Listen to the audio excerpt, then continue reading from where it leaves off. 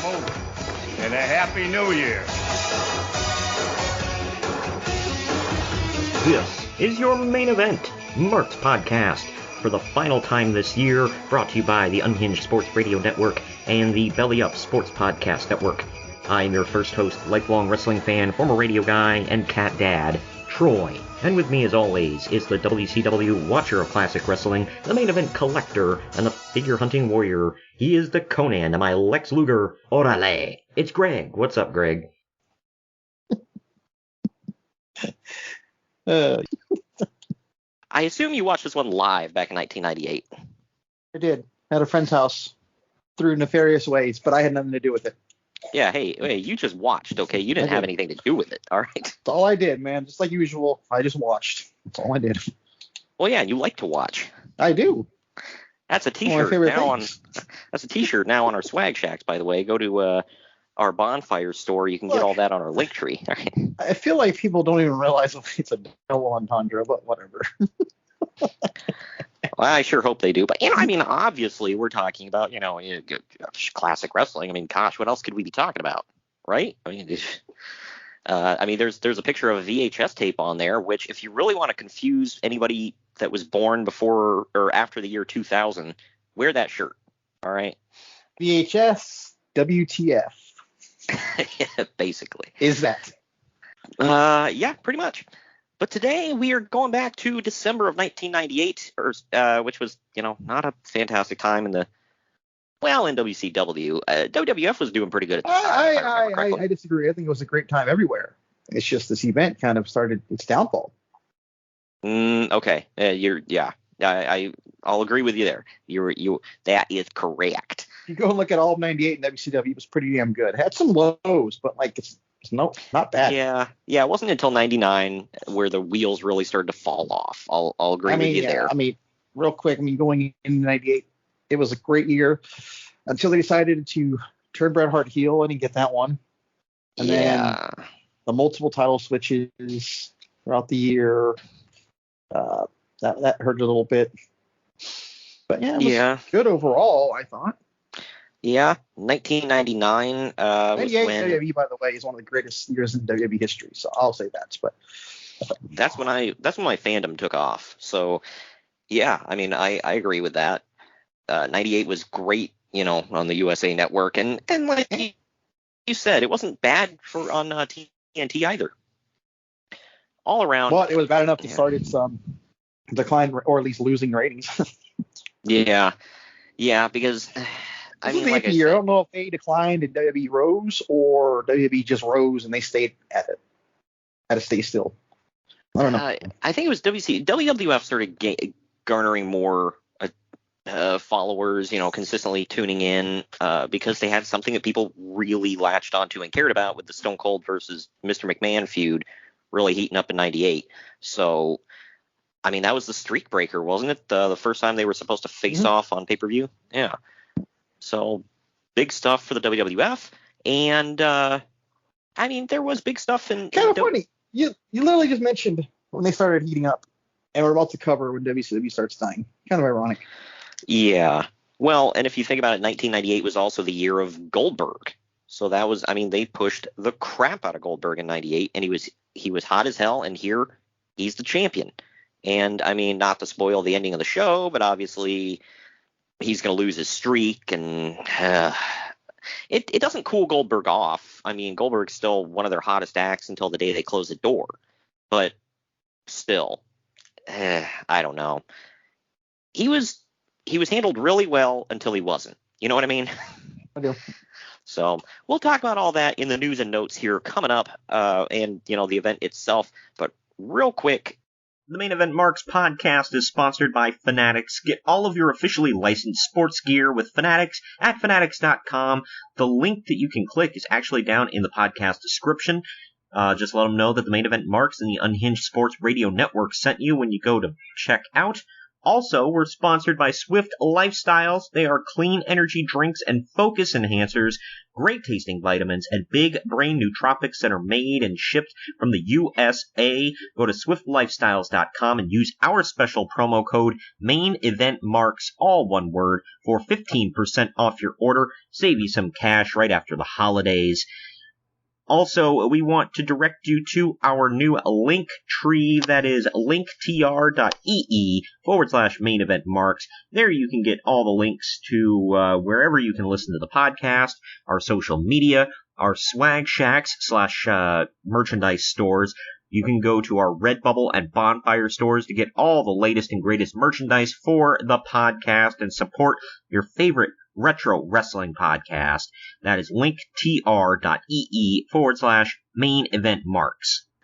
But now we're going to take our first break real quick. I do want to direct anybody, if you haven't heard, last week was Double Main Event Week, and on Friday we dropped our interview with the one and only John Arezzi. It was very fun. We've never done an interview on the show before. Kind of surreal in a way. Yeah. I mean, I know people wouldn't call him necessarily a celebrity, but when you've seen someone on TV or something like that, like a long time. Well, and you think of all the stuff he's done, too. I mean, it's just like, but yeah, go check that out. There's clips of it on our YouTube if you want to go check that out. But I will say I'm only putting a couple of clips on there. The interview goes for a good hour or more. So there's a lot to cover there that I'm not going to give away in clips on YouTube. So go check out the long form interview. He covers a lot of stuff, and we deep dive into certain subjects. So I think you'll all enjoy it. But when we come back after this first break, it's the news and notes from December of 98. Follow us on Twitter at @main_event_marks, Instagram at @main_event_marks, and at @main event collector, and Facebook at facebook.com/main event marks pod. Get ready to rumble! In your new Main Event Marks merchandise, we've got t-shirts, hoodies, masks, hats, stickers, pins, and much more on our Redbubble store. That's maineventmarks.redbubble.com. You can also pick up some awesome clothing items with the latest updated show graphics on our Bonfire store. That's bonfire.com/store/main-event-marks. Support your favorite retro wrestling podcast and pick up some cool swag on our Bonfire and Redbubble stores. That's maineventmarks.redbubble.com and bonfire.com/store/main-event-marks. Hey gang, it's Commissioner Cooper of TSS Fantasy. We are the fantasy show of the people. Expert fantasy advice, free contests, leading expert medical and legal analysis, and most importantly, you. Interact with us on all social media platforms or check us out at tssfantasy.com. You can hear us on Spotify, Apple and Google Podcasts, iHeartRadio, and many more. Check out the fun today and be a part of the most interactive fantasy show around. TSS Fantasy, the fantasy show of the people. The Main Event Marks are available wherever you get podcasts. Go to our link tree at linktr.ee/main event marks. And we're back. And we're back. First story here. In the biggest wrestling business deal made in the U.S. in several years, WCW has put together a deal with NBC to begin airing 2-hour primetime specials on NBC. It's similar to the old Saturday night's main event specials that the WWF used to do. Also, the dates of the first 2 shows have been announced, and coincidentally, air quotes, the first one will be airing head-to-head against WWF's St. Valentine's Day Massacre pay-per-view in February, and the next one will be airing head-to-head against WrestleMania, which is a pretty obvious attempt to screw over the WWF. And if they're successful, it's possible that WCW will begin airing NBC specials monthly, going head-to-head against every WWF pay-per-view. I'm going to stop right there. Well, about all that. I don't think this ever happened, did it? No, it did not. Okay, yeah, so this is kind of a moot point, but there's a lot of details about this. I know there have been a lot of details about crap stories in the past, but I was shocked. Because it also says NBC is also expected to heavily cross-promote the wrestling shows along with their other shows. Friends star Matthew Perry is expected to appear on the first special. Could he be any more famous in 98? Sorry, I just wanted to squeeze that in there. But Fox was also interested in getting into the wrestling business and actually talked about starting up their own new promotion. Yeah. Well, what was it? About 20 years later, they would get into the wrestling game. So there's that. They wouldn't start their own promotion, but, they've got the highest rated wrestling program currently on television on their channel right now. So, there's that. But yeah, the NBC thing, I was like, why are there so many details about a story that's, like you said, is complete bunk? I don't know. Happen. Yeah. Bro, ever. They'll kill the deal. It'll be gone forever, bro. Oh, man. USA Today ran an article on Scott Hall's ex-wife, Dana, talking about the drug use so prevalent in wrestling, and with Scott Hall in particular. WCW gave a quote to the paper acknowledging his stay in rehab and saying, quote, "Since Scott has returned, he's been professional and performed his job for WCW like he should. The man has a right to make a living. He's conducted himself well with us. We can't just ask him to leave. Believe me, if he came to one of our tapings and we felt like he was under the influence, then, yeah, we would have a problem," end quote. Uncle Dave responded with, quote, "Ha ha ha ha ha ha ha," end quote. Wow. Well, I mean, he's the expert. Well, in this case, yeah, he's being a kind of an a-hole about it. But in this case, he's not wrong. Scott Hall did show up many times under the influence. Bischoff admitted to this. And they kept having to send him home, or they'd have to sober him up. And it just, yeah. But I don't know. Maybe he minded his P's and Q's for like a couple of months, maybe. But Dave goes on to mention, hey, I'm trying to give him credit here. All right.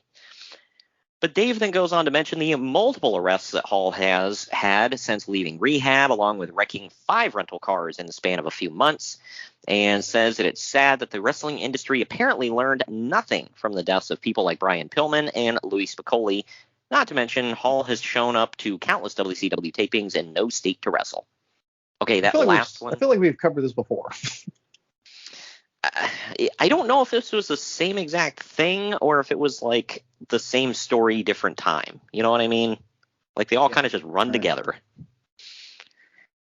Keeping on with WCW here, though. I mean, because that stuff's all been well documented. And like you said, it feels like we've covered this before, which I don't believe we have. But no, we have. It's not this one. Right. Yeah. They all just, like I said, they run together. It's not good. No. It sucks, too. I'm not laughing at it. It's not funny, but I know. Not like a hallway. Yeah, he could have been a lot bigger than he was if he would have stayed clean. And I don't mean big as in size-wise either. I mean, like, he might have been a world champion one day. You never know. Should have been. Yeah, he was damn good. But WCW Nitro was held at the TWA Dome in St. Louis, and it should have done near record numbers, but a snowstorm and 4-degree weather completely killed any last-minute ticket buys, so the show didn't quite break the records it was expected to break. It broke the all-time non-WWF gate record in the U.S., but they were hoping to do around $1 million at the gate, but fell short. It also drew 29,000 paid, which is also less than they had hoped. The fact that 29,000 people still showed up in 4-degree weather in a blizzard. What the hell is 4-degree weather? That sounds fake to me. Yeah, I know. Y'all out there in California don't know about none of that. Out here in Ohio, it's not frequent, but, like last year. I always like, by the way, you probably don't have to deal with this out there either, but I always like when they're like, oh, it's 30 degrees, but with the wind chill, it's more like 10 degrees. And it's like, okay, then it's 10 degrees. Yeah, right. Don't tell me it's 30. I know. I'm complaining right now because it's 42 as we record this. Oh man, it's 31 out here. So, yay! Fun times.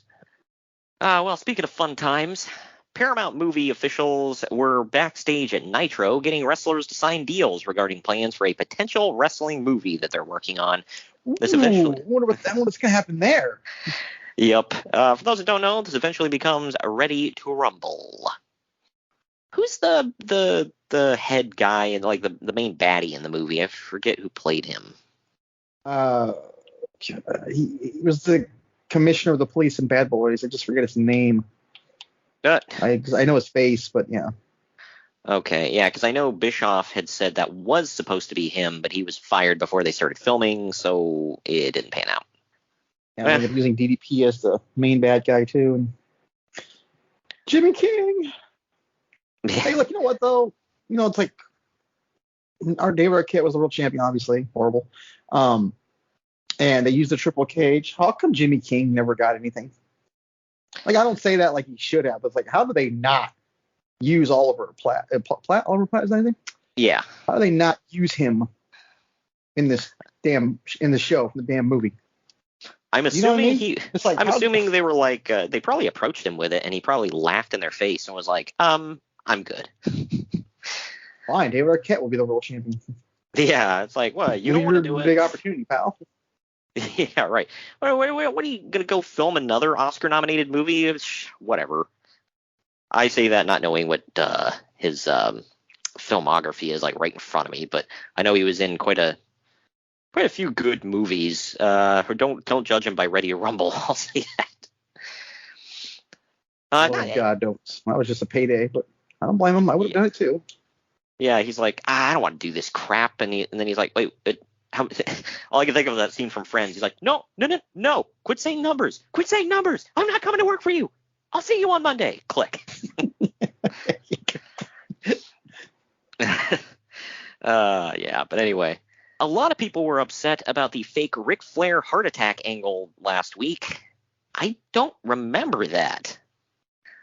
They didn't really like make it like a heart attack. They just like he went off the air. They went off the air or scene into whichever one it was, with him kind of like holding his chest and falling down. But yeah, they didn't really call it that.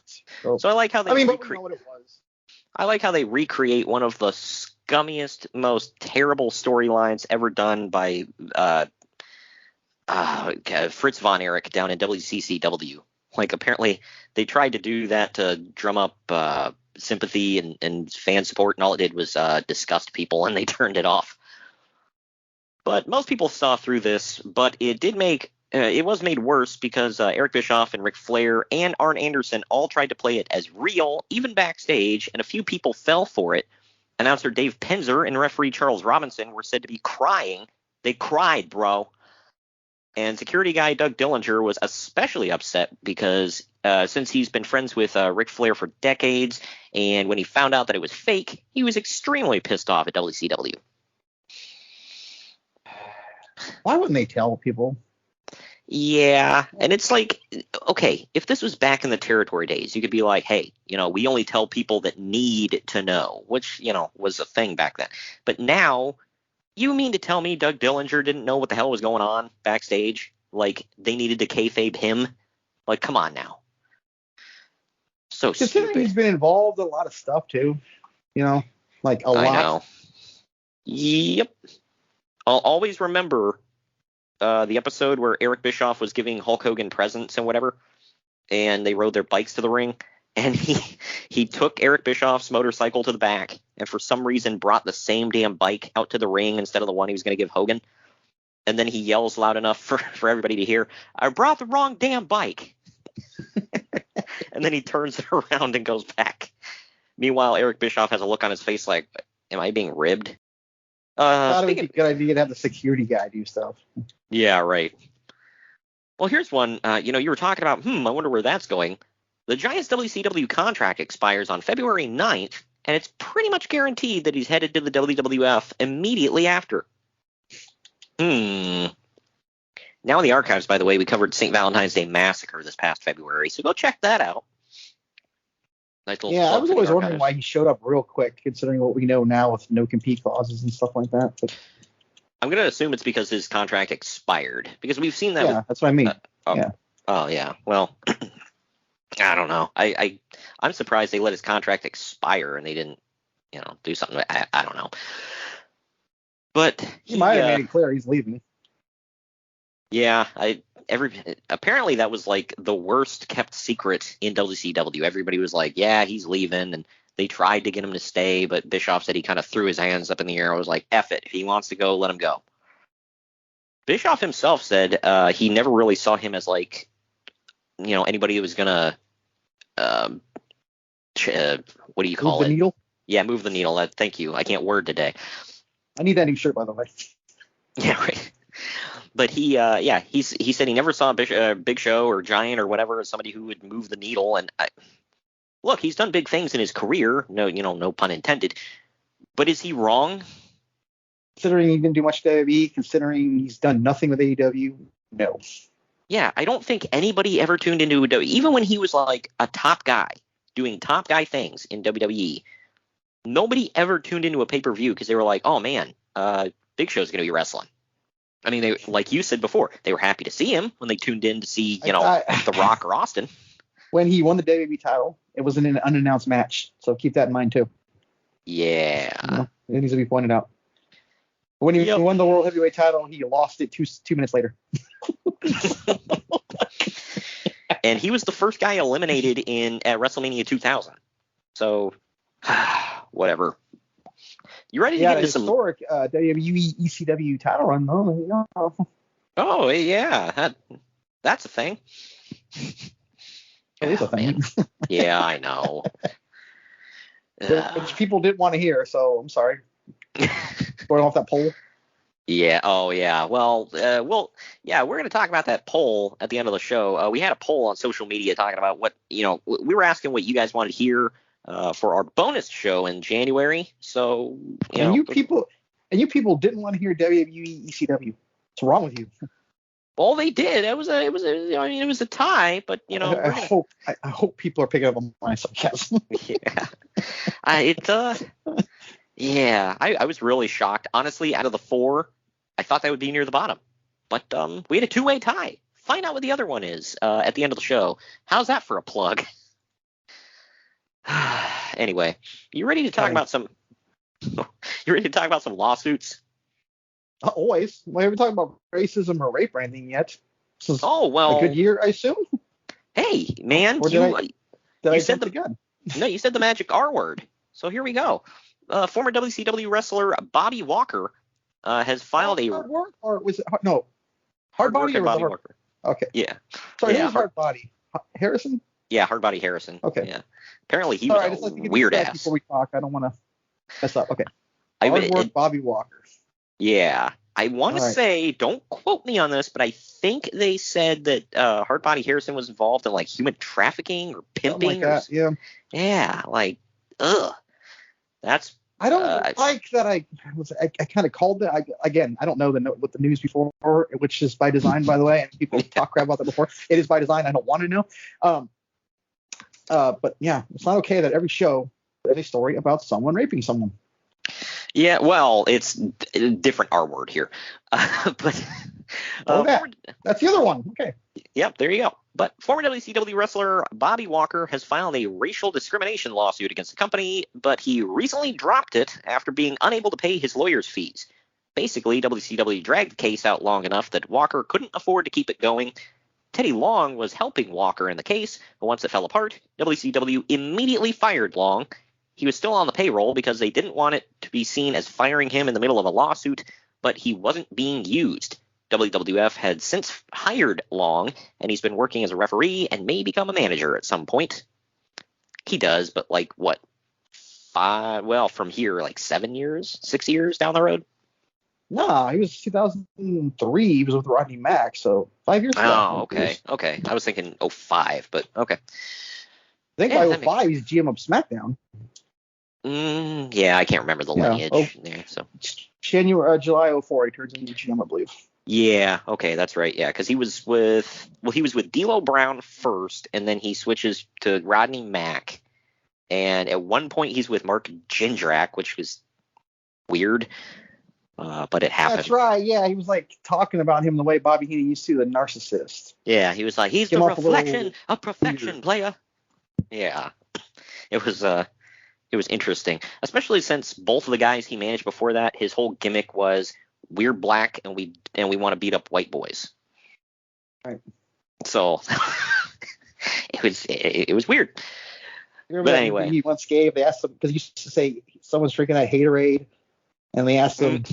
Coach asked him what flavor is Haterade. He said white vanilla. Well, they were really pushing that on. Yeah, that was good Lord. I remember that. It was stupid, but I thought it was kind of clever. He literally, with Rodney Mack, he literally had the white boy challenge. Where white guys would come out of the crowd and get beat up by Rodney Mack. I don't know why, but I thought that crap was funny. It was funny. I was just like, what the hell is going on? I was just like, wow, they're doing this. Okay. Like, I wasn't offended. I was just like, whatever. Now Cody's doing the same thing. I'm going to end racism by beating up a black guy. Oh, my gosh. Hey, that's Jim Cornette's words, not mine. But well, he had the first interracial baby ever, that's Greg. True, so he gets the pass for life. Man, I don't understand this, by the way. If an employee is in the process of suing you, why can't you just fire him? Oh, come on, dude. If they would have fired him there, it would have been like, no matter what their excuse was, like, I get the racial component of it. I get the racial component of it, but at the same time, it's like he's actively suing the company he works for. That, to me, comes off as, yeah, we have grounds for firing him right here. Well, depends on what the suit alleged specifically. Yeah. I'm gonna assume. I'm not a lawyer. I don't pretend to be one on the podcast, but I'm going to assume that they're saying, oh, they're treating me bad because I'm black, and then they fire him. It's just going to help his case, I assume. You know what? It all worked out well for him. I don't know what the thing was like. Just right. Well, it all worked out well for him. Not so much for hardworking Bobby Walker. Maybe he worked hard, at a different career after this, but I don't think he ever wrestled again. At least not on TV. He's waiting for the Hall of Fame induction. Oh yeah. Well, can you imagine all the indie feds, man, that were just the local promotions that were just chomping at the bit? They were like, man, hard work and Bobby Walker's on on the free agent list. I love Teddy Long. I just never cared about Bobby Walker. He was just a job guy to me. Oh well, yeah. Teddy Long is one of the greatest GMs in wrestling history, I think, right next to William Regal. Those are the two to me. Yeah, I know. After a while, I was like, I hope they never get rid of Teddy Long. He fits. So, I don't know. Put you in a tag match, player. Or you go one-on-one with The Undertaker. Either way, you're screwed. I love it when they occasionally have him back for one-offs, and he still does that, even though The Undertaker's retired. Yep. I forget what he said. He said it on his last time he was on Raw. I got to face The Undertaker. And wait a minute, he just retired, Teddy. I was like, oh, my bad. Yep. Yeah, I like little one-offs with him. Second lawsuit story we got here is actually WCW filing a lawsuit. They filed a $3 million lawsuit against the WWF for restraint of trade last week, claiming that the WWF went out of its way to try to stop the producers of Wrestling the Shadows from releasing the movie, and in doing so, prevented Turner and WCW from being able to purchase the rights for it. Back in 1996, WWF signed a deal with the producers allowing them to follow Bret Hart around backstage at WWF shows, and that WWF would supply the producers with any footage they requested, and had all WWF wrestlers who appeared in it to sign releases, allowing the producers to use the footage. Sorry if I'm getting a little bit in the weeds here, but kind of explain some of this, which stuff I didn't know about it either. In return, WWF would get $30,000 and a percentage of the movie's profits. After the Montreal Screwjob, of course, things changed. WWF demanded the producers hand over all footage that they filmed backstage in Montreal. The producers refused, rightfully pointing out that they had a contract that allowed them to film and use any footage they wanted. So then WWF refused to cooperate and wouldn't sign the release forms and refused to give the producers the in-ring footage that they requested. After several months of back and forth, the producers took the issue to court, and finally, WWF offered them a deal. WWF would give them all the footage that they needed and sign all the release forms and even give up their percentage of the profits on one condition: that they not sell the movie rights to Turner or even advertise it on any Turner Network channels.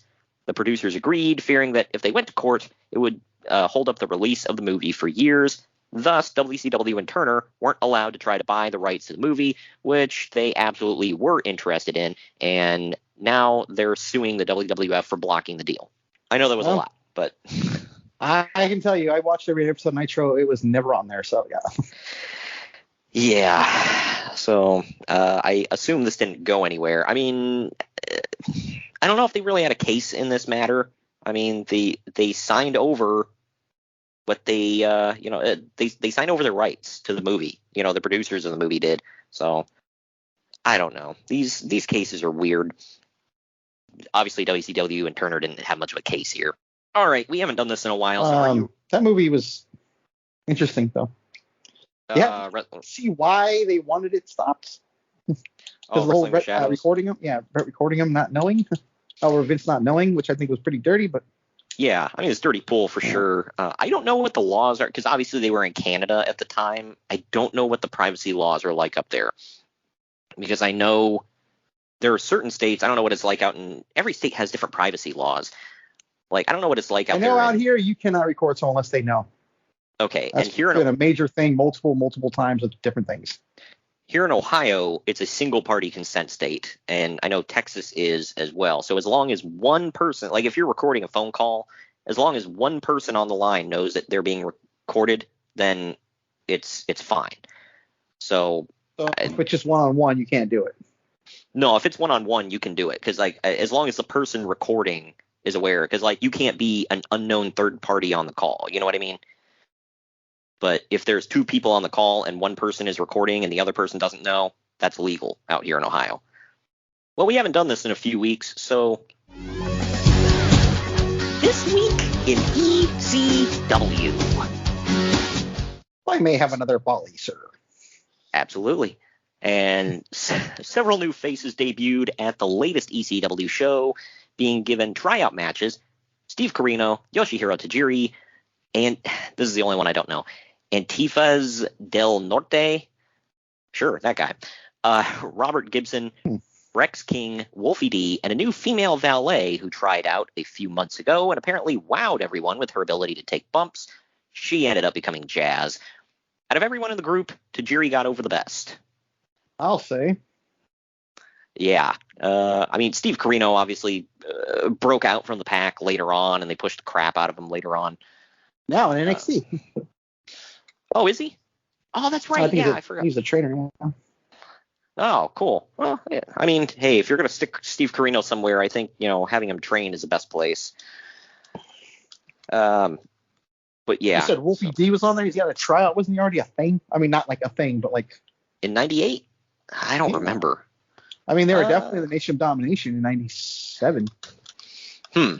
Oh, yeah, that's right. Yeah, I don't know. Maybe he wasn't. Was he released from his WWF contract at this point? I don't know. That I couldn't tell you. I have no clue. But I'm just like laughing that it's a tryout. Like when I think tryout, someone they've never seen before. You've never seen this idiot wrestle? Yeah. Well, they said Robert Gibson. I'm like, okay. As far as I know, there's only one. So it's just like, why are you giving Robert Gibson a tryout? It's just like, have you not seen Robert effing Gibson wrestle in your life? Because if not, then you maybe shouldn't be considering bringing him in. Yeah, we're done. Right. Which one's Ricky? Which one's Robert? All right. Apparently, they're going to be wrestling FTR very soon. I don't know if you heard about that. Oh, gosh. Why? I don't know. Because FTR loves tag team. That I can get, but man, just 2022, that's not something I want to see.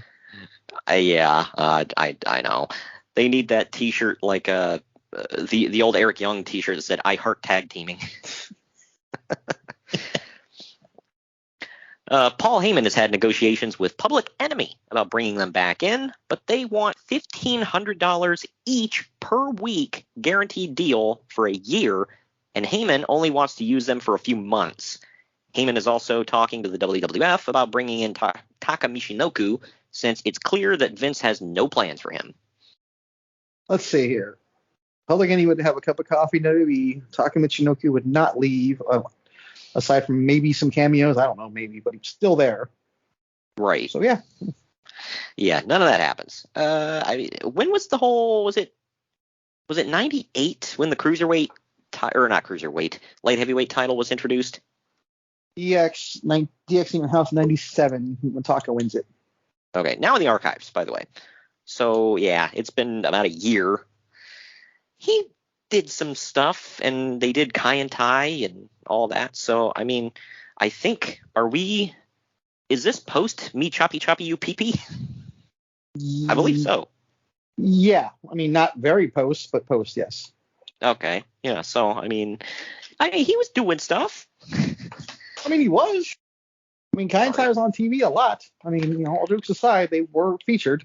Yeah, right. So it's not like he wasn't being used. Everybody who's ever insulted Russo, Cornette included, said his one positive was he had something for everyone. Yeah, so there is that. It wasn't always good stuff, but, you know, it was something. They're so on he TV, tried. I mean, he tried, bro. I did my best. All right, back to you know what's scary? I think he did do his best. I don't doubt that. I think that. Yeah, I don't doubt that for a second. Oh my gosh. So back to the lawsuits here. A trial date in the New Jack versus Eric Kulas case, the mass transit incident, has been set for April. Yay. I feel like we get to that like once every couple of months because of what we cover.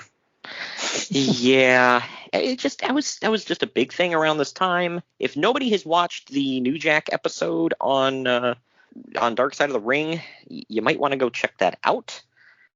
Dark Side of the Ring, by the way, something that we talk about now on Hulu, by the way, or about to be. Ooh, awesome! I'm about to get Hulu, so I can watch them back. I think it's coming next month. It's on the TV release list. Sweet, love it. But yeah, Dark Side of the Ring, 2 episodes in particular, we talk about at length with John Arezzi on our interview with him, so go check that out. But yeah, the mass transit incident, man, he butchered that freaking kid, man. Just well, you know, like you said, he hates white people, so there you go.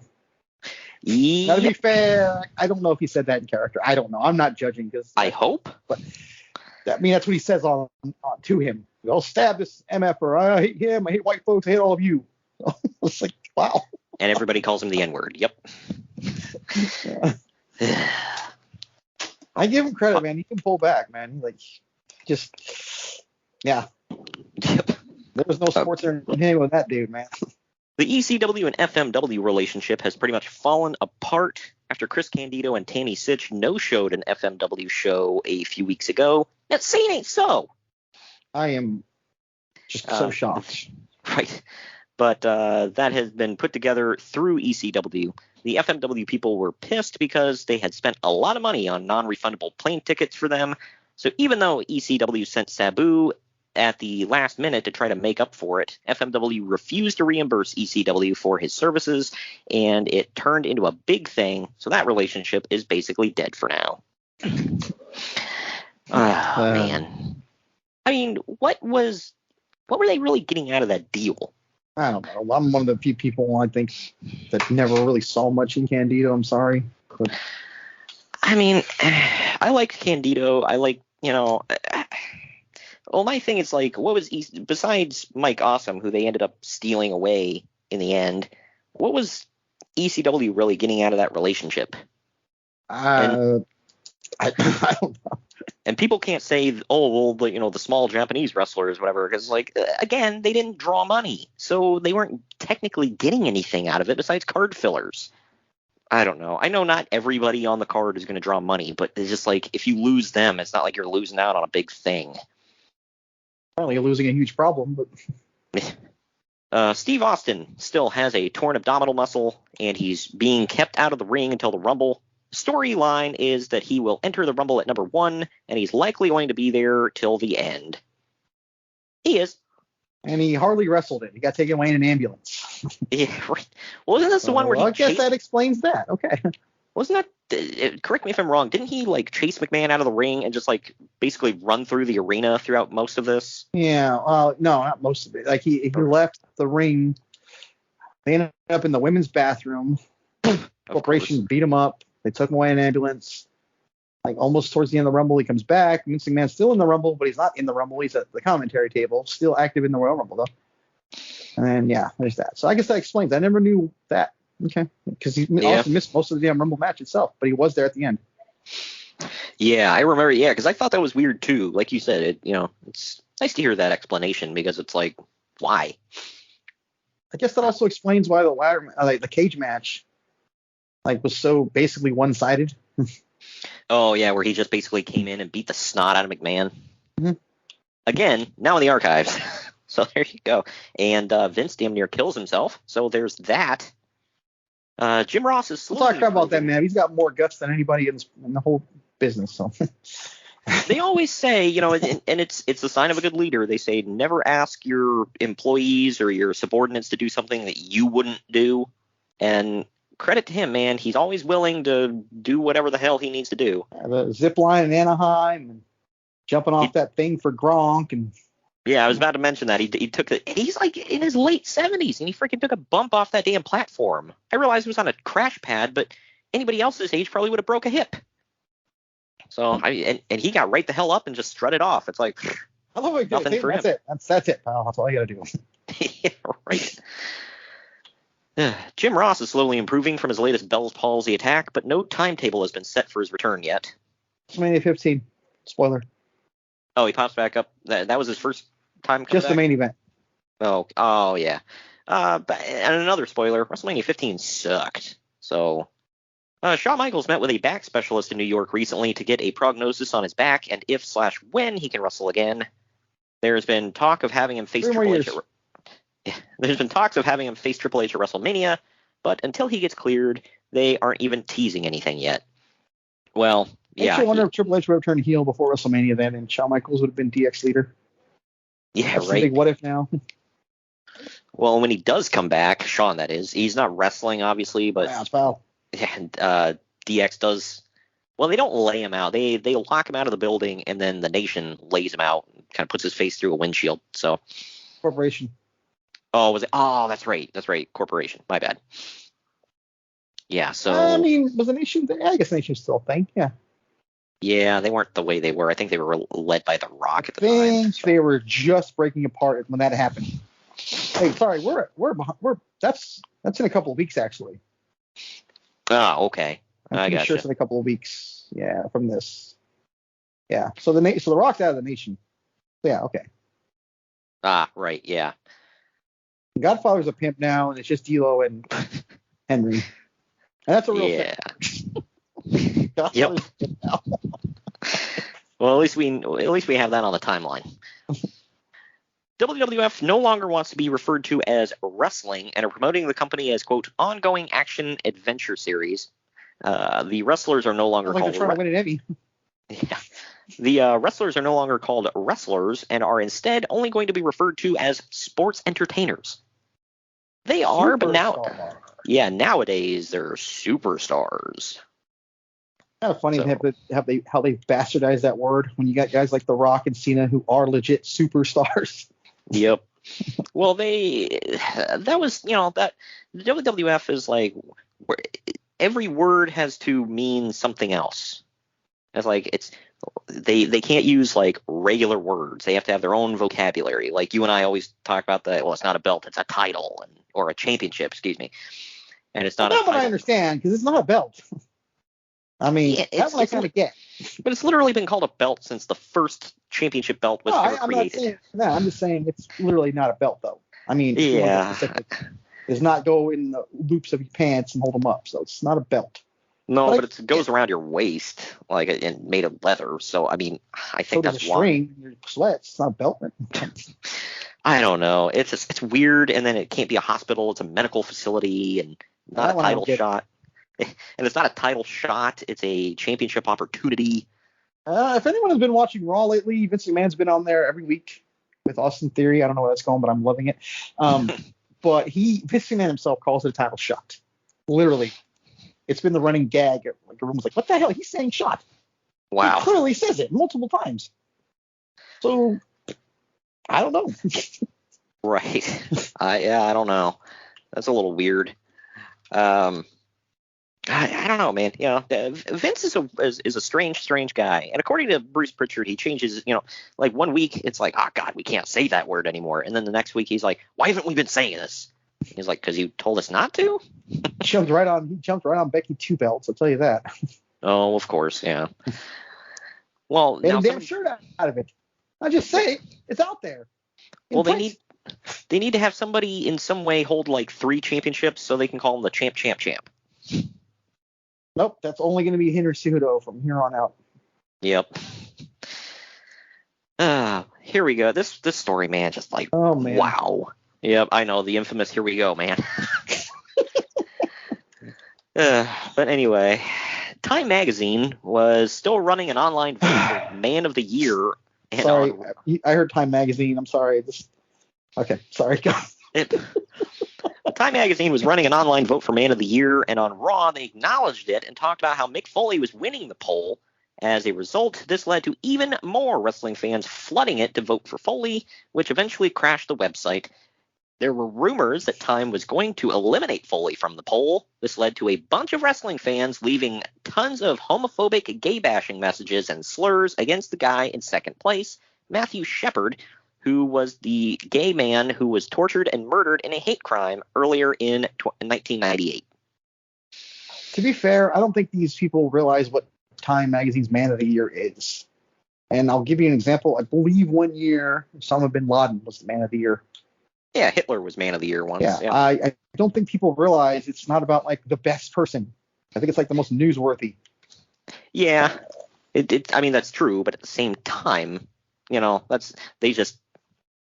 know.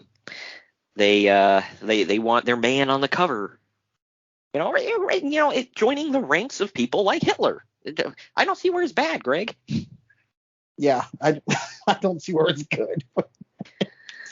Oh my gosh. But I mean, there have been, it's not always bad. Like in this case, the second place person, yeah, something bad happened to him, but Matthew Shepard himself isn't on there for dubious reasons of his own volition, How was what's his name? Bobbitt not on there? Oh my gosh. That was a pretty huge story. I'm not even trying to be funny. Like that was a huge thing. No pun intended. That was a huge story.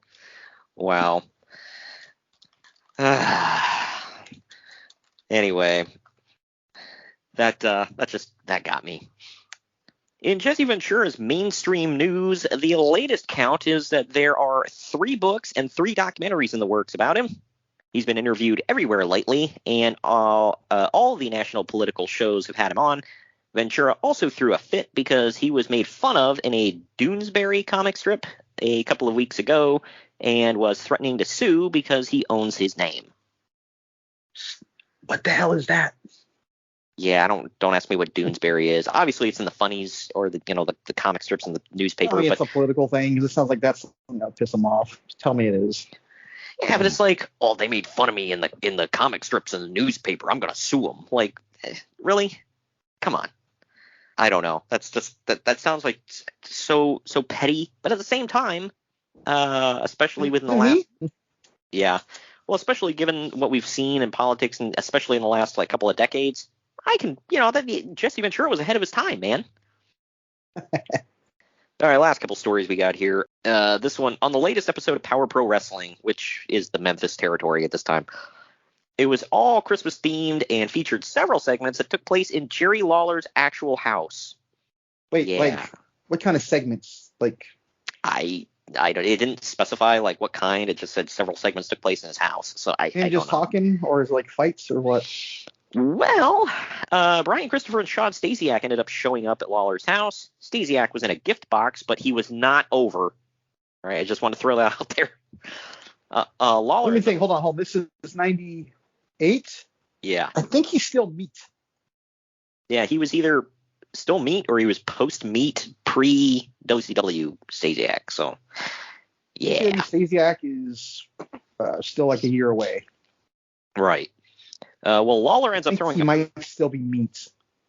I just like saying that because it's so bad. Sorry. Okay. And he wrestled in tighty whities, so there's that. But Lawler ends up throwing a fireball on Stasiak's face in his kitchen. Then back in the. Good Lord. That was a real sentence, by the way. It has to be said. But back in the studio. They had a local singer playing Christmas songs on a guitar, and then the heels ran out and attacked the baby faces, leading to a huge brawl breaking out, while the singer continued to ignore the fighting and kept playing. And Jeff Jarrett show up and smash the tar over his head, or what? It didn't draw a dime. So this is real, huh? You're not joking? This is real. Oh, man. Last story here is an MMA story, but I was just like, man, it shows you the time that we were in. Hoist Gracie lost to a guy named, I think his name is pronounced Walid Ismail or Valid Ismail. I don't know. Save me some time. I've never heard of him. Okay.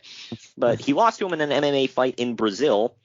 It was extra embarrassing for Gracie since he had dictated what the rules would be before the fight and even handpicked his own opponent, but still got choked out in 5 minutes. It was Gracie's first fight since his draw with Ken Shamrock in 1995, and Uncle Dave thinks that age simply caught up with him and the sport has passed him by. And then 4 years later, he would take on Matt Hughes in the Staples Center and again get choked out. So Uncle Dave may have a point here. Yeah. Why does he keep taking off like 3 or 4 years between fights? And then he comes back in UFC against one of the greatest to ever fight. I like that. That's wise. Oh, well, yeah. You gotta give him that. That's like, I'm sorry. Look, I'm not saying that Hoist Gracie is not a good fighter or anything. I'm not saying that at all. I'm sure he was. Oh, he's one of the best ever. Yeah, but at the like same in his time. Yeah, but at the same time, UFC was so different when he was one of the best. Freak show. Like, do you think he would fare well in today's UFC? Hell no. Yeah, so there you go. It's timing. You can say that about a lot of sports and a lot of, legendary athletes, but I don't know. But all right, that ends our news and notes segment. When we come back from this break, we're going to dive into Starrcade 1998. Right after this. Follow us on Twitter at @main_event_marks, Instagram at @main_event_marks, and at Main Event Collector, and Facebook at facebook.com/main_event_marks_pod. This message is brought to you by Belly Up Sports. No, just kidding. This is not an NWO promo. This is just me, Kyle Sullivan, aka Shaggy Von Doom, the host of Here in Puckburg on the Belly Up Sports Podcast Network. I have a hockey podcast where we talk about hockey fandom and the love of the game and where that leads you in this game we call life. Why am I on Main Event Marks telling you about this? Well, what if I told you I had one half of the world's greatest tag team, otherwise known as the Main Event Marks, the one and only Greg, Superfly Greg. He was on, and he was talking about his love of the game. So you might want to come over and check that episode out. And if you like what you hear, you can check out the rest of our incredible episodes with our incredible hockey community, from PHF athletes, ESPN personalities, fathers of NHL players, and a whole lot more. Come by, follow the show, give a like, give a subscribe, and it'd be great to have you here in Puckburg. But enough about me. Let's get back to what you're really here for, the Main Event Marks, because they are the cream of the crop. Oh yeah. The Main Event Marks are available wherever you get podcasts. Go to our link tree at linktr.ee/Main Event Marks. And we are back. And we're back. It's WCW Starrcade 1998. Took place December 27th, 1998 at the MCI Center in Washington, D.C. Total attendance. Yeah. The total attendance, 16,066. And the pay-per-view buy rate was 1.15, which amounted to 460,000 buys, which you were not one of, according to you. I was watching it. Yeah, you watched it. At a friend's house, and I had nothing to do with how it was viewed. Hey, streaming wasn't a thing back then, okay? So just putting that out there. I mean, there was other ways to watch it, but whatever. There was no Peacock back then. Yeah, right. The opening package for the show lets us know that this is all about Goldberg. The announcers for the evening, Tony Schiavone, Bobby Heenan, and Mike Tenay, let us know that Eric Bischoff has banned the Four Horsemen from the arena tonight when he faces Ric Flair. We then get a commercial for WCW on QVC, of all things, and then we go to Mean Gene Okerlund on the stage. He says that Steve Mongo McMichael has been escorted from the building by police, and then Gene pimps the hotline. Why not the hotline? Why Mongo was taken away? Yeah, right. Rumor has it Mike Ditka may be coming to bail him out. Good Lord. Monsters of Midway, man. Come on, we got to stick together. By the way, I never got why they, look, that team was amazing. Okay, obviously. Yeah. Well, I don't think you should be giving a huge nickname to a team that won one thing. Yeah, I know. It's because they almost went undefeated, I'm going to assume. So, I don't know. I will say, I don't know if you felt this way, but I feel like WCW opened up their pay-per-views so boring. Because they would show you like a quick highlight package. This is what's coming tonight. And then they would go to the announcers and Mean Gene for like 15 minutes before they ever got to a match.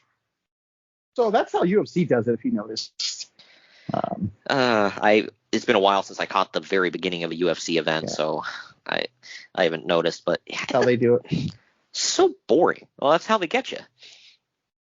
Well, I mean, theoretically, you've already gave them your money, so it doesn't really matter. And I was like, hey, we can open up this show with me sitting on the toilet and, whatever. You're still going to watch. You gave me your money, damn it.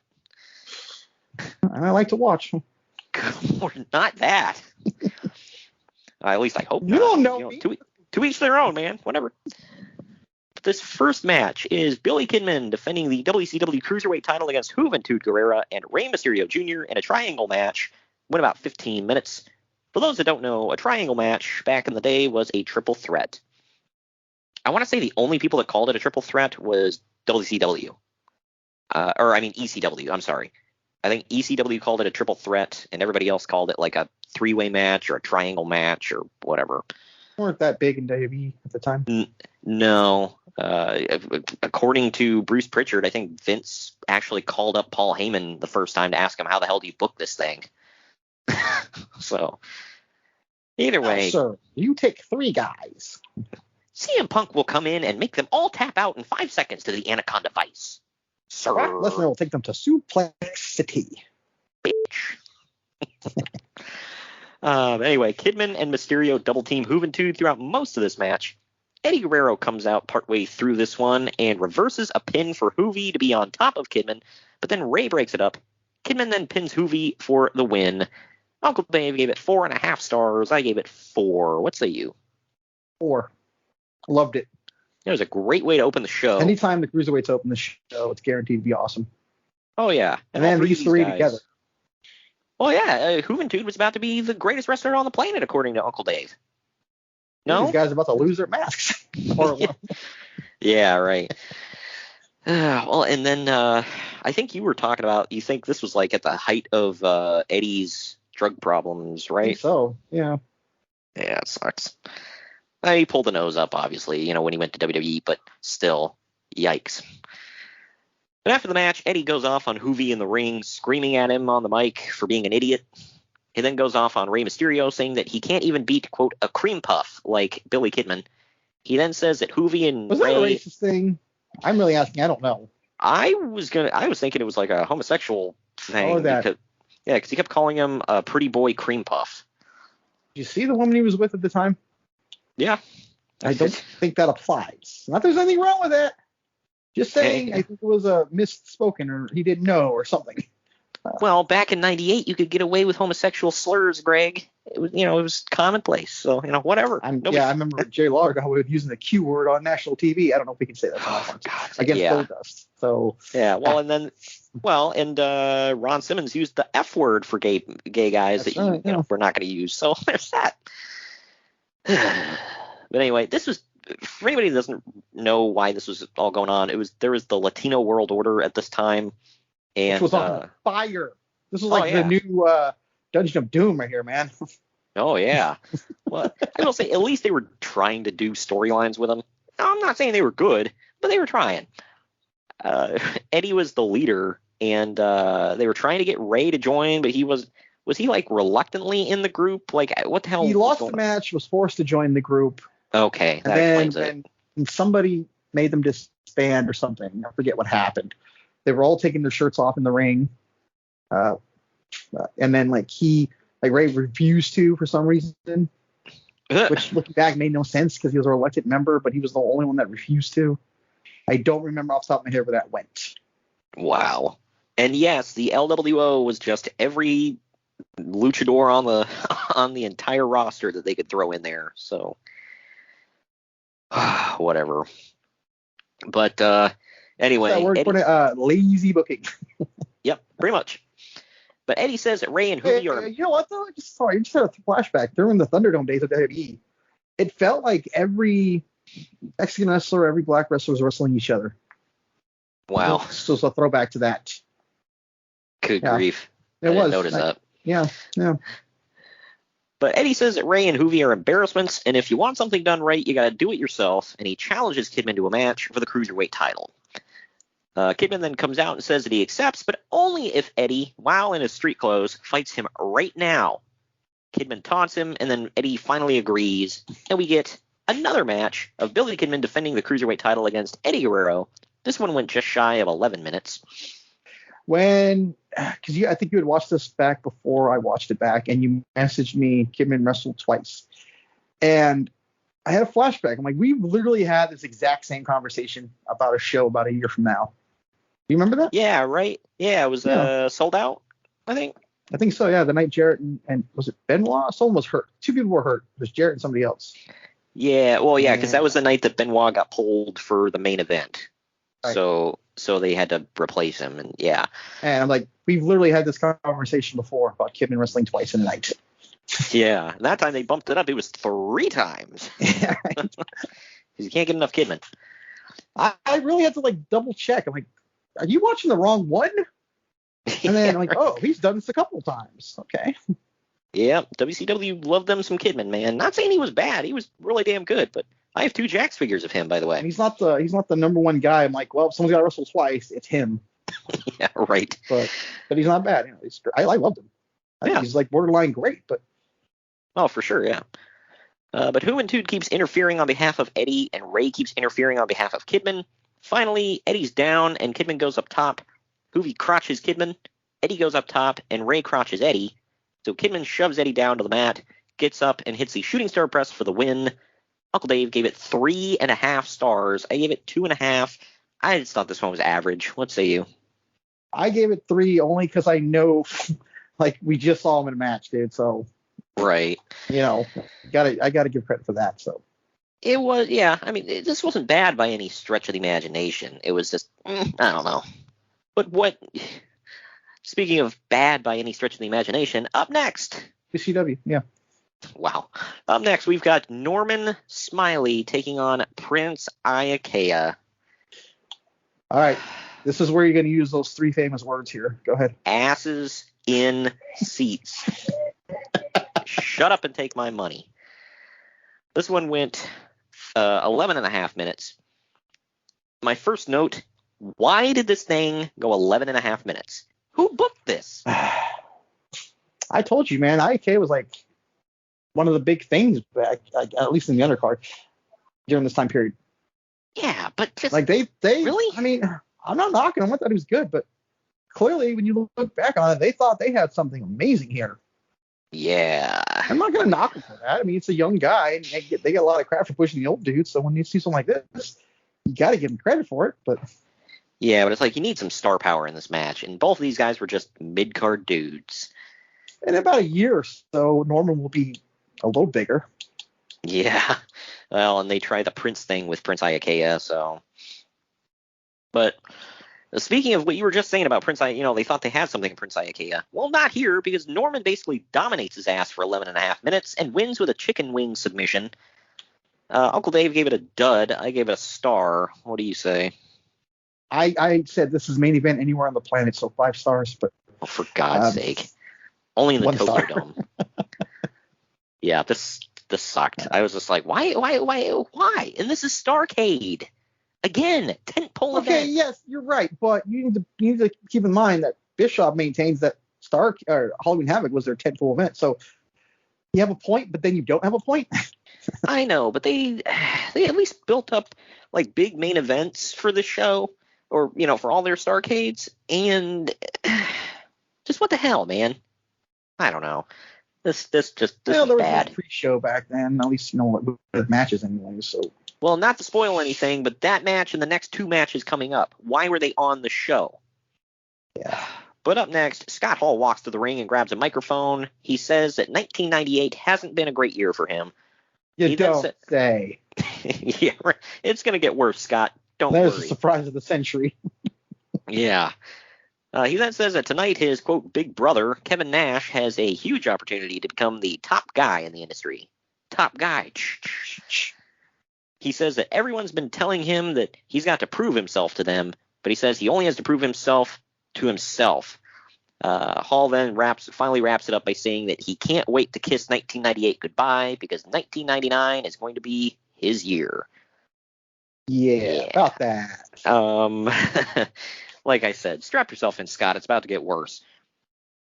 But this next match. You know what? By his own fault, too, by the way. It's not like we're sitting there making fun of like a health problem. Oh, Bring no, on yourself, dude. Yeah, I'm not. And I'm not sitting here feeling sorry for him. I feel sorry that he suffered with his addictions as long as he did, but yeah. Up next, though, speaking of getting worse, we got the Cat with Sonny Ono in his corner taking on Perry Saturn in 7 minutes and 7 seconds. Before the match, the Cat grabs a microphone and says that the audience gets to see the best, and he's ready to whoop somebody. And Saturn comes out. Karate champion. Yeah. Almost as much as Bruce Pritchard. Oh, yeah, he's a 5-time Black Belt Hall of Fame, whatever. Something like that. Good grief. But, yeah, then when Saturn comes out, the Cat gives him 5 seconds to leave, and he turns his back to count. But when he turns back around, Saturn punches him in the face. In the end, Cat is holding Saturn, and Sonny Ono runs in to kick him, but Saturn moves, and Sonny kicks the Cat. Who saw that coming? The Cat then kicks Sonny out. The weakest kick you've ever seen in your life, by the way. I know. And Ernest Miller's just standing there looking at him like, probably could have knocked out a baby with that kick. I know. I'm like, why are you even holding him? Because Cat's like looking at him like, the hell, dude? The Cat then kicks Sonny out of anger, and Saturn drops the Cat with a Death Valley driver for the win. Uncle Dave gave it a dud. Second dud in a row, by the way. I at least gave it a 1.5 stars. What say you? You gave it way too much. Star. I said this. They tried. They didn't, they still suck. You can literally use that tried. excuse for any match ever. Yeah. I mean, quite a few of them, yeah. I don't know, man. Again, why the hell was this on Starrcade? Cat's mama wanted to see it. Yeah, right. Well, how many times can I say the phrase, Sonny Ono kicked the Cat? Mean Gene Okerlund is on the stage again and calls out Nature Boy Ric Flair, who comes out in his silver robe. Okerlund asks Flair about the stipulation for his match with Eric Bischoff tonight, and Flair says that stipulations don't matter. He's going to destroy Bischoff. He says he's going to gouge his eyes, break his bones, and make him bleed. I'll make him bleed. Speaking of him, backstage, Scott Steiner and Buff Bagwell. That was accidental. Yep. Scott Steiner and Buff Bagwell burst into Conan's locker room and said that they're going to beat him down. I didn't fully get what was going on here. Was it a NWO feud thing? Yeah, the black and white and red and black. Okay. Well, Lex Luger then runs in and holds Conan back as Steiner and Bagwell leave. By the way, this is Braun Breaker's uncle and Judy Bagwell's son. Just throwing that out there. Braun Breaker's uncle. Got it. Yep. That's Scott Steiner from now on. Braun Breaker's uncle. When does this air? The last Wednesday, so 29th. Okay. So he's not NXT champion yet, but he will be a week after this airs. Oh, he gets another shot. Cool. But up next, we get Brian Adams and Scott Norton with Vincent in their corner. This is 3/4 of the future black and white NWO right here, dude. Yeah, and they are, God, and they're taking on the team of Fit Finley and Jerry Flynn, because why not? Lightning Foot, Jerry Flynn. Oh, well. God, I gotta correct you on everything, dude. Oh, well, yeah, I wouldn't want to disrespect the great name of Jerry Flynn. Jerry S. Flynn. This one went about 9 minutes. The only note I have for this is, in the end, Scott Norton hits a powerbomb on Flynn for the win. Uncle Dave literally gave it a 1/4 star. I gave it 1 star. What say you? What the hell? Did he give it a 1/4? Why did he say dud? What the hell? Like bumped it. Wow, that was a really nice looking powerbomb. Or what the hell? Because of Scott Norton. God. That's right. Huge in Japan. He has been the headline. He has headlined the Tokyo Dome. Yeah, exactly. I gave it 1 star. This I just sucks. love that. He gave her a quarter of a star, and we've already heard dud in this whole show. Like, what the hell about this? Gave her that quarter star. It's great, man. I don't know. This match sucked. This is another third time in a row. Why was this on Starrcade? I'm going to keep going back to my original point that this is not their 10-pull event at this point. Like, people I don't think. care. I don't care if this was a throwaway show. Why is this on a pay-per-view? This could have been Nitro. Yeah, like the buried in the center of the card Nitro. Oh, man. The segment that's going up against the opening of Monday Night Raw. Yeah, exactly. We now go to Mean Gene Okerlund on the stage again, who calls out Eric Bischoff. Bischoff says that he's sorry for all the pain that he's caused the Flair family and wrestling fans across the world. He said he feels bad about Ric Flair risking his safety and his life by climbing into the ring with him tonight. Bischoff says that the only reason Flair is doing this is because he's broke and he needs a payday. He says that while Flair pays out of his own pocket for his limos and jets, Bischoff's limos and jets are paid for by his company, and he's saved his money like a smart man. Okay, a couple things here. Number one, I genuinely believed him. I think he was sorry. Second, I think I can believe him on the Flair being broke part, because isn't that why he came to TNA and wrestled? I think so. I'm going to say yes. So, I mean, there was I can't remember whose podcast. Yeah, I don't know. I'm going to make that clear. On people saying I'm saying it. I've heard Bischoff say that because he was in TNA with Flair. They debuted the same night. They asked him flat out, why did he wrestle? He was like, for the money. Now, that doesn't necessarily mean he was broke. Just because you have money doesn't mean you don't want more. But right. I'm just assuming. Well, he was really stupid with his money. I mean, Conrad talks about how he used to just like throw his Rolexes around all the time and just bust them or ruin them or whatever, and he'd just go get a new one. Because he's been told this stuff by Flair himself. No, he's probably seen it personally. Yeah, I'm sure he does. Yeah, maybe not anymore, but yeah, maybe. But yeah, well, and I don't know if Arn himself told this story or somebody else was talking about it. They said back in the day, they'd park the car and or they'd go to a hotel and Flair would pull the car right up front and then he'd get out and give the guy at the front door like a $100 bill and be like, here, park the car for me. And Arn Anderson would go up and take the $100 bill out of the guy's hand and hand him a $5, and then he'd go park the car himself. Wow. And then he'd hand the $100 bill back to Rick, and he's like, you're 5 feet from the parking spot. Why are you giving him $100 to park the car? You're an idiot. No, to be fair though, that guy probably could have used that 100. You never know. Yeah, it's true, but Rick, I guess Arn was always smarter with his money, which turned out to be a good thing because his career got cut short, but, whatever. I'm not going to use names, okay, but my last job, someone came in every Friday, dropped $100 in the tip jar, okay? Now, I know when people have money, that's literally less than a drop in the bucket to them, but, people can use that. So, yep. No. Well, I think Arn was trying to help Rick not be so stupid with his money, because he would try to talk him out of getting a limo all the time, and he's like, you don't have to live the gimmick 24/7, man. He's like, you can just rent a nice car like I do. So this next match is Conan defending the WCW World Television title against Chris Jericho with Ralphus in his corner. I forgot Conan was TV champ.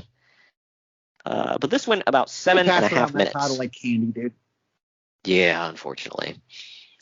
Even though Jericho's yeah, I know, yeah, right there, right freaking there, and it was literally in the trash when Jim Duggan found it. So, anyway, even though Jericho's the challenger, he stole the TV title and is wearing it to the ring.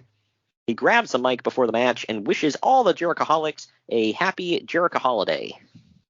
Jerichoholics. Oh my gosh. I thought this was funny though. Have a merry Jericho holiday. Like, oh my gosh. But he ends his promo by Canadian thing. Yeah. He ends his promo by telling Conan to pull up his pants. You know what? I'm sorry, but I'm gonna agree with him on that, but whatever. Yep. We then get a rap music video before Conan, featuring Conan in the video, before Konnan enters. The ref gets bumped at one point. Jericho blasts Konnan with the belt, but K-Dog kicks out. Finally, Konnan hits a facebuster, locks in the Tequila Sunrise, and wins to retain the title. Uncle Dave gave this 2.25 stars. I only gave it 2 for average. What say you? It's the deuce. Yeah, it wasn't great. I expected more out of these two, but I noticed something, by the way, in this match. Mhm. Okay. Conan's basically his entire WCW run, he was in a faction. I didn't realize that until later. He started out with the stupid Dungeon of Doom, because that made sense. yeah, Then the NWO Black and Whites, then the NWO Black and Red, and then the Filthy Animals. yep. So he there was always in a group. There was just that little time at the very beginning where when he first came in, he wasn't in anything. But then, That's when he wore the mask, right? yeah, he wore the mask to the ring, and he had the little tassels hanging off his outfit. Yeah. The Cholo in the Dungeon of Doom is still my all-time favorite thing. Yeah, right. Right next to a guy literally named Big Bubba. I don't know what to think about as that. stupid as it was, at least when it started, it made sense with the Taskmaster and Kamala and Ming and Zodiac. As dumb as it was, at least it made sense. The shark. Then this stuff started to happen. Yeah. Yeah. And then this stuff I started know. to happen. Yep. Stupid. We now see footage of Lee Marshall interviewing the But I Giant can for. say Cholo because I'm part Mexican. It's okay. Good Lord. We see footage of Lee Marshall interviewing the Giant for WCW.com. Giant gets offended by Marshall's line of questioning and says that he's going to squash Diamond Dallas Page like a bug before storming off. We now And get. this interview was great. Good grief. We now Hey. get.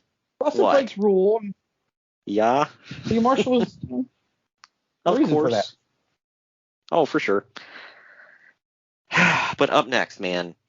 Holy crap. We get Eric Bischoff versus the Nature Boy Ric Flair in about 7 minutes. Those words left my mouth. Obviously, Flair starts off dominating, but Bischoff does get in a few hits. Flair keeps hitting low blows right in front of the referee, not drawing a DQ. He even knocks out the referee. Flair locks in a figure 4, and then Kurt Hennig runs down and hands Bischoff a foreign object. Bischoff punches Flair with it, and then he pins him for the win. Uncle Dave gave this 2 stars. I gave it 1. I thought this was atrocious. What say you? Okay, I gave it 2 only because it was so bad, but I laughed quite a bit at how bad it was. I'm like, I don't know, it kept me engaged at least. Yeah. I remember watching it live though, and it was like a huge thing. Like if Flair wins, it's like. Yeah, this sucked though. I was just like, wow.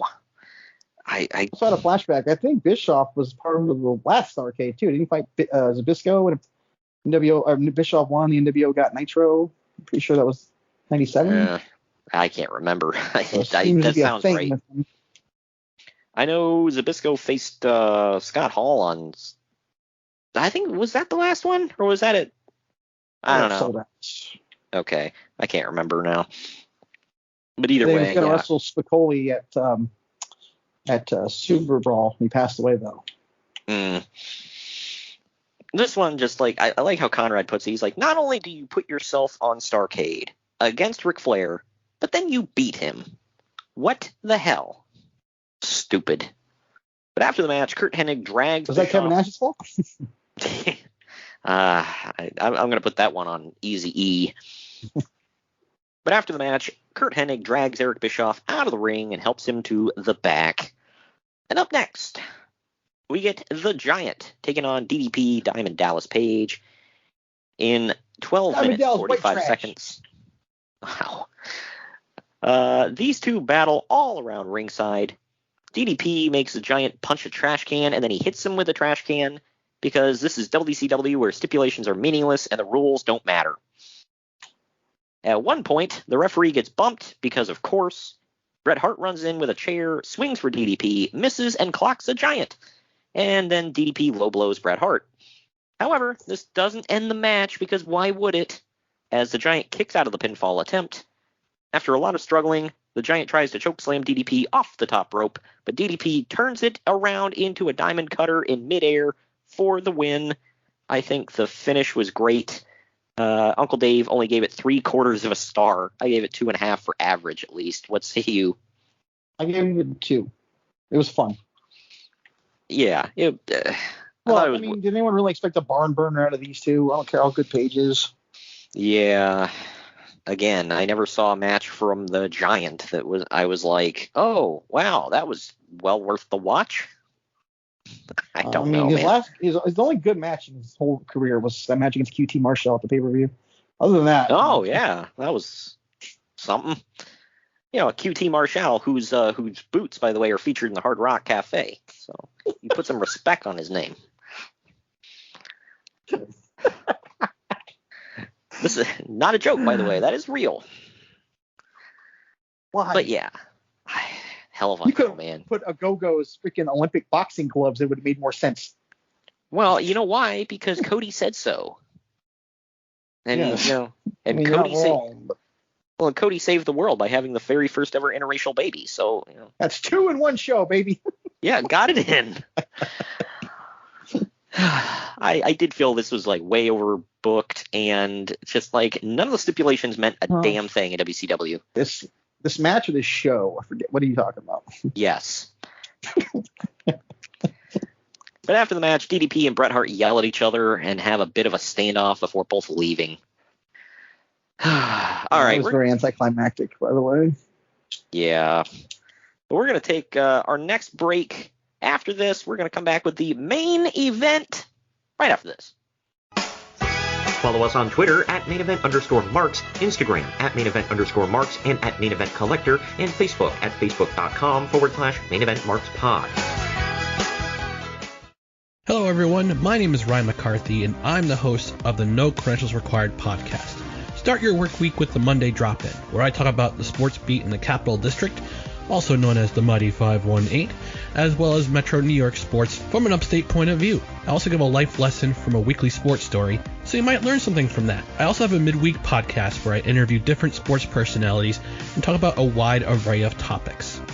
Take a listen and subscribe on your preferred podcast app, including Apple Podcasts, Spotify, Spreaker, Google Podcasts, Amazon Music, and iHeartRadio. Also check out our social media channels on Twitter and Instagram, BellyUpNCR, and Facebook.com/BellyUpSportsNCR. We're a part of the Belly Up Sports Podcast Network in association with Godzilla Media. No credentials required, where you don't need a press pass to talk sports.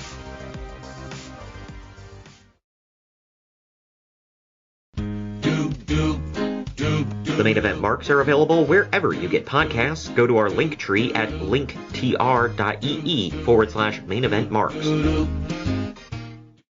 And we're back. It is Goldberg defending the WCW World Heavyweight title against Kevin Nash in a no disqualification match. This one went 11 minutes 20 seconds, which is a fairly short main event for Starrcade, but look at the two guys who were in it. There you go. But during his entrance in the backstage area, Goldberg signs an autograph for a random kid who's apparently just allowed to run around backstage. I didn't get that one. I was like, it's probably someone's kid back there. Oh, I'm sure it is. And they're like, hey, quick, we're going to use him. Go ask Goldberg for an autograph. Who's Goldberg? Shut up and go ask him for an autograph. Okay, no, there's no way that happened. Yeah, I know. He didn't know who Goldberg was. Yeah, if he's backstage at WCW, yeah, of course he knew. But I'm just kidding. But Nash earned this match by winning the 1998 World War III, by the way. Now in the archives, throwing that out there. So that's a nice companion piece to this. But into the actual match here, these two both use submissions and brawling quite a bit. Nash actually looks great in this one. Goldberg's like a bull in a china shop. It was clear that Nash was the ring general for this one, and he stepped up in a big way. This one actually was a lot better than I thought it was going to be. Disco Inferno, of all effing people, gets on the apron at one point, because, who do you got to have in the main event of Starrcade, Greg? Disco Inferno. Oh, yeah, but, the backstory, though, would tell you why he was there, but he was trying to join the Wolfpack. Oh, okay. Well, still, just like, really? I'm just saying it wasn't really random. But that's why. Yeah, but Disco gets on the apron. Goldberg pulls him in, and then he spears him. And now Bam Bam Bigelow attacks Goldberg from behind and gets clotheslined out of the ring for his troubles.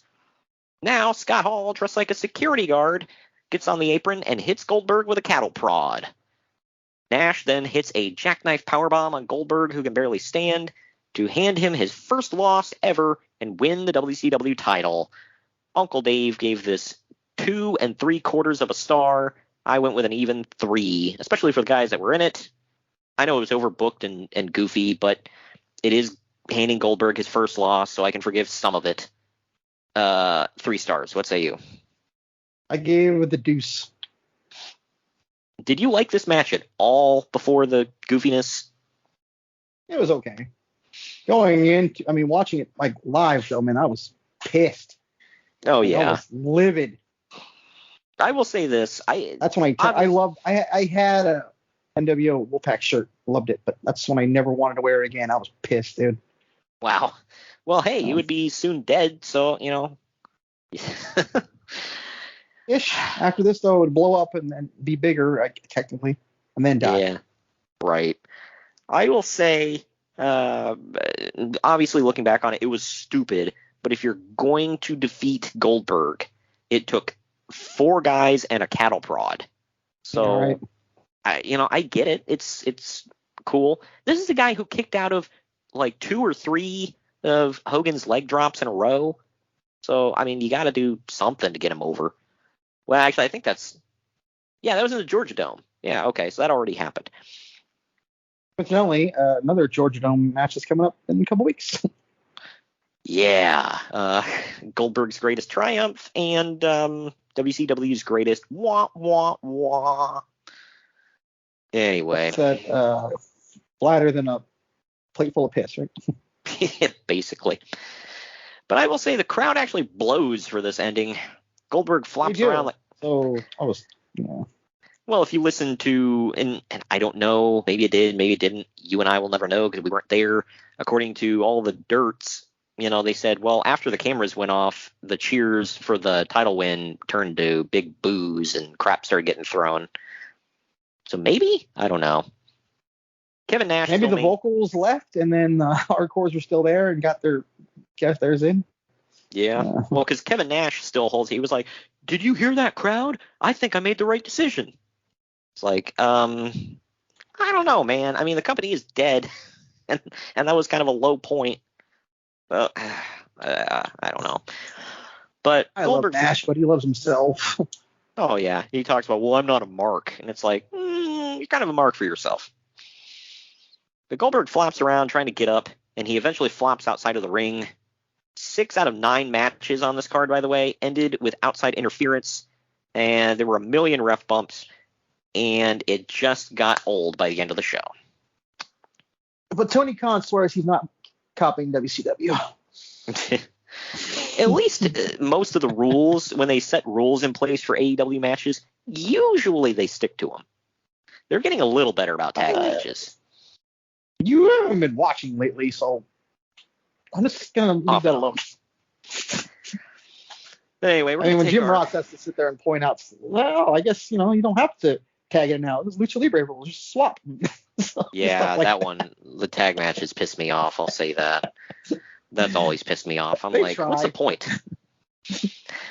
But we're going to take our last break here. When we come back, it's final ratings time and what is yet to come in the new year on the podcast right after this. Follow us on Twitter at @mainevent_marks, Instagram at @mainevent_marks, and at @maineventcollector, and Facebook at facebook.com/main-event-marks-pod. Good morning, good afternoon, good evening, and good night. My name is Thomas, and what's your name? I'm Alan. Oh, yeah. We're brothers. That's right. Yeah.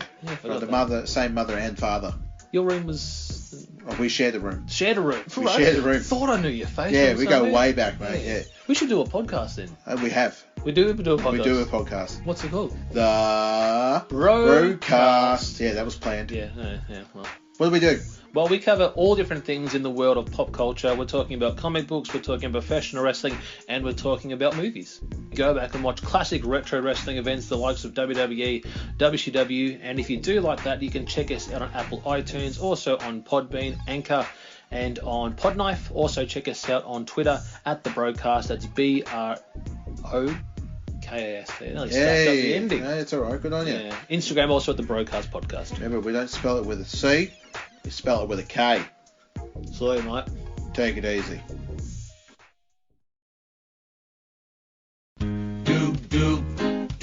The main event marks are available wherever you get podcasts. Go to our link tree at linktr.ee/main event marks.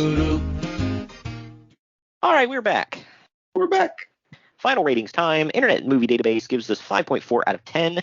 CageMatch.net gives it 5.98 out of 10. I give it 6.5 out of 10. Maybe a D-. What say you? I gave it a D- as well. I wanted to give it an F, but that first match was freaking awesome. But the second match was not bad, yeah. I'll bump it up a little bit for historic value. Yeah, I don't know, man. This is just, it was something else, I'll say. It definitely was not in the top 5 of Starrcades. That's hard sure. Watching it back, knowing what this is going to equate to. Yeah. But man, everything that caused the company to go out goes back to this. Now, they could have rebounded even after the finger poke, but no. It's kind of like Titanic in a way, and no, not, and it was apropos comparison, but the hole was in the boat. Maybe it was slowly sinking, but it was sinking. It was inevitable. Yep. It's like, oh yeah, it was. I mean, sucks, I love watching WCW too. It's like I'm sitting there laughing at it. It sucks that it wasn't. It's not here. The Titanic sank when it hit a Goldberg. WCW sank when a finger poke of doom involving a Goldberg. Not necessarily involving him, but he was involved.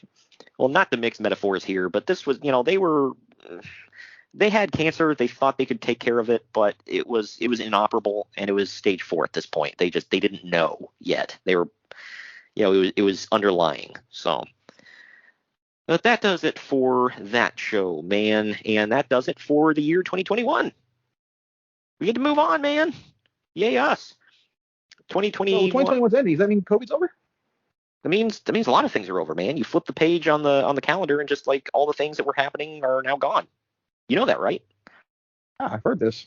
Yeah, okay. It's over. You're damn right I'm over. The hell. But we're moving on in 2022 here. January is going to be a big one. I'm looking forward to this. New Year's, new beginnings. January 5th, we're bringing you TNA Final Resolution 2007 for its 15-year anniversary. This is our first stop on our tour of TNA in 2007 that we're going to be taking throughout the year 2022. I'm looking forward to that because you and I both said we love the year 2007 in TNA. I think it's their best year ever, honestly. Yeah, it's hard to argue with the amount of talent they had and some of the stuff they were doing at the time. So I know it's fashionable to LOL TNA, but honestly, some pretty good stuff came out of this year. January 12th, we're covering our first Royal Rumble of the year, and we're only going back 5 years. We're going to cover WWE Royal Rumble 2017, Remember the Rumble. That one took place at the Alamo Dome. So I don't remember too much about it, but I'm looking forward to going back and covering it again. Dude, Ty Dillinger came out at number 10. Oh, yeah. Wasn't that like the first of like 3 years in a row? I know 2 for sure. I don't know if it's even 2 for sure. I know he's in the next one, but I don't know if he was 10. Well, there was one he was going to come out at 10, and then I think Sami Zayn jumped him or something. Somebody jumped him in the back. I remember that and took his spot. I remember that. I can't remember what year it was, though. But January 19th. Conspiracy. Wow. January 19th, we're hopping in our Wayback Machine. Way back. We're going back to the year 1988 for this one. It's the Bunkhouse Stampede Finals. So we're getting hella white for that one. Are you ready for this one? Oh, yeah, man. Oh, hell yeah. When you win, you get a brass boot. Who doesn't want that? That's in your ass for saying that. But. What the hell? And that's Double Main Event Week. We put up a poll of 4 subjects we were asking people to vote on for us to cover for our January bonus show. And it was a 2-way tie. So Greg and I made an executive decision. We both voted. And we voted for NWO in WWE. So we will eventually cover the other subjects somewhere down the line. But for right now, we're going to go with the NWO in WWE, their entire run, which admittedly wasn't very long. Yeah, it wasn't very long. We'll cover all the twists and turns and news and notes of those few months that they were there. And then finally, to wrap up the month, this one was handpicked by Greg. It is the WWF Royal Rumble 2001. Yeah, this is right before WCW officially shut its doors for good. I think ECW was about to shut its doors as well. They literally just had their last pay-per-view like a couple weeks before. Yeah, this was the one leading up to WrestleMania 17. It was a big show. We have covered WWF Royal Rumble 2000. You tried this event. Well, there you go. But we've covered Royal Rumble 2000 in the past, now in the archives, so go check that out and give it some love. So we're going to go with Royal Rumble 2001 this time around. I like the year 2001, or at least most of it, so it'll be cool to cover. Be interesting. So, yeah, check that out. That is what is to come in January of 2022. Thank you for joining me on this one, Greg. Mm-hmm. And as always, thank you for, coming along on this weird journey we've had this year on the podcast. Over a year and a half we have it booked now. So there you go. We will see you all next week and next year. Don't forget to check out the archives and catch yourself up. Listen to our John Arezzi interview. We'll see you next week with TNA Final Resolution 2007. Ho, ho, ho, ho. Merry Christmas.